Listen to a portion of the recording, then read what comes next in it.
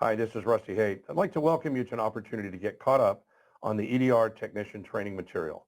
With the pandemic, no summit in 2021, we didn't have an opportunity to get out fresh material face to face. This is a chance to get that material out in probably the most efficient way possible. There's a lot of new material for the technician training course.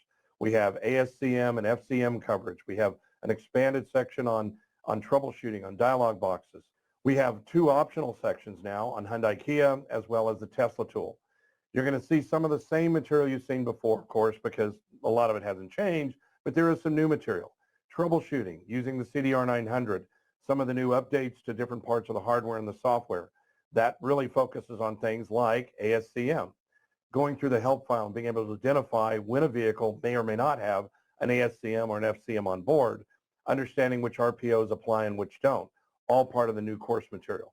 Dialog boxes, error messages you might see when you're working with ASCM and FCM systems. You're going to see a lot of new dialog boxes and material that covers troubleshooting, all new for the 2022 technician training course.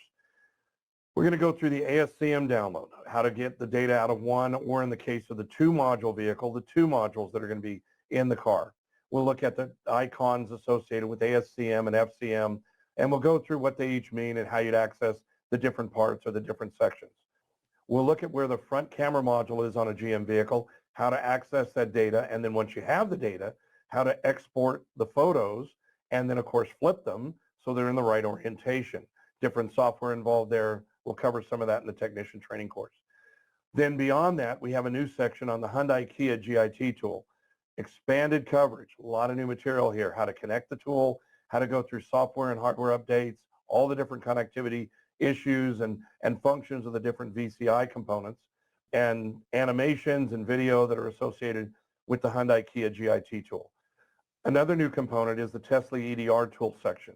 This is going to cover which vehicles are supported and the process of retrieving the data, uploading it to the Tesla website to get a report generated and how that's done.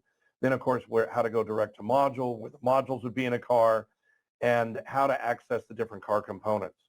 On top of that, there's a lot of new stuff. And we hope to see you soon, June 27th at 8 a.m. Pacific time.